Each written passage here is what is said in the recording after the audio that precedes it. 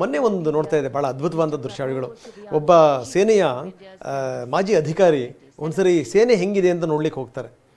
ಕಾಶ್ಮೀರದಲ್ಲಿ ನೋಡೋಕೆ ಹೋದಂಥ ಸಂದರ್ಭದಲ್ಲಿ ಇವಾಗಿನ ಸ್ಥಿತಿಗತಿಗಳು ಯಾವ ರೀತಿ ಇದೆ ಅಂತಂದರೆ ಎಲ್ಲ ಮೊದಲು ನಾವು ಯಾರಾದರೂ ಈ ರೀತಿ ಯಾರಾದರೂ ನುಸುಳುಕೋರರು ಬಂದರೆ ನಾವು ಪರ್ಮಿಷನ್ ತಗೋಬೇಕಾಗಿತ್ತು, ಆ ಥರದ್ದು ಏನಾರು ಇದೆಯಾ ಅಂತ. ಆಗ ಸೈನಿಕ ದೊಡ್ಡ ಗನ್ನನ್ನು ತಿರುಗಿಸಿ ಮನಸೋ ಇಚ್ಛೆ ಗುಂಡು ಹಾರಿಸ್ತಾನೆ, ನೋಡಿ ನಮ್ಮ ಸ್ಥಿತಿ ಹಿಂಗಿದೆ ಅಂತ, ಯಾರನ್ನು ಕೇಳೋವಂಥ ಅಗತ್ಯ ಇಲ್ಲ ಅಂತ. ಈಗ ಅಂದರೆ ಭಾರತ ಇವತ್ತು ಆ ಮಟ್ಟಕ್ಕಿದೆ, ಆ ಸ್ವಾತಂತ್ರ್ಯ ಇದೆ, ಅರೆ ಸೇನೆಗೆ ಸ್ವಾತಂತ್ರ್ಯ ಇರಲಿಲ್ಲ ಅಂತಂದ್ರೆ ಹಿಂಗೆ. ನಾವು ನೋಡ್ತಾ ಇದೀವಿ, ಇಂಡೋನೇಷ್ಯಾದ ಅಧ್ಯಕ್ಷರು ಕೂಡ ಬಂದಿದ್ದಾರೆ. ಇಂಡೋನೇಷ್ಯಾ ಅಧ್ಯಕ್ಷರನ್ನ ಭಾರತದ ಅಧ್ಯಕ್ಷರು ಬರಮಾಡ್ಕೊಂಡಿದ್ದಾರೆ, ಗೌರವ ವಂದನೆಯನ್ನ ಸ್ವೀಕಾರ ಮಾಡ್ತಾ ಇದ್ದಾರೆ. ಪ್ರಧಾನಮಂತ್ರಿಗಳು ಒಬ್ಬೊಬ್ಬರನ್ನೇ ಪರಿಚಯಿಸುವಂತ ಕೆಲಸವನ್ನು ಕೂಡ ಮಾಡ್ತಾ ಇದ್ದಾರೆ. ನಾನು ಹೇಳ್ತಾ ಇದ್ದೆ, ಇಂಡೋನೇಷ್ಯಾಕ್ಕೂ ಭಾರತಕ್ಕೂ ಒಂದು ಅವಿನಾಭಾವ ಸಂಬಂಧ, ಅದಕ್ಕೆ ಸಾವಿರ ವರ್ಷಗಳ ಇತಿಹಾಸ ಇದೆ, ಸಾಮಾನ್ಯ ಸಂಗತಿ ಅಲ್ಲ.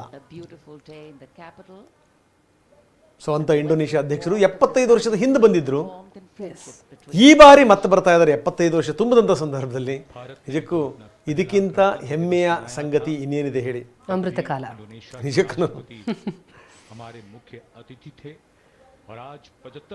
ಇಲ್ಲಿಂದ ಪಥಸಂಚಲನ ಶುರುವಾಗುತ್ತೆ. ರಾಷ್ಟ್ರಪತಿಗಳೀಗ ಧ್ವಜಾರೋಹಣ ಮಾಡ್ತಾರೆ, ಅದಾದ ನಂತರ ಪಥಸಂಚಲನ.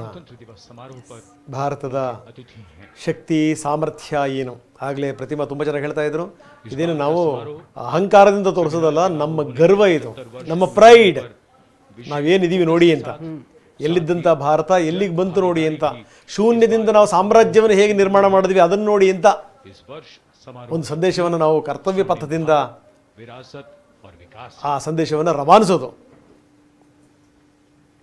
ಜೊತೆಗೆ ನಮ್ಮ ದೇಶದಲ್ಲಿ ವೈವಿಧ್ಯತೆ, ಆ ವಿವಿಧತೆಯಲ್ಲಿ ಏಕತೆಯನ್ನು ತೋರಿಸುವಂತಹ ಒಂದು ಕಾಲ ಇದು. ಧ್ವಜಾರೋಹಣಕ್ಕೆ ಆಗಮಿಸ್ತಾ ಇದ್ದಾರೆ ರಾಷ್ಟ್ರಪತಿ ದ್ರೌಪದಿ ಮುರ್ಮು.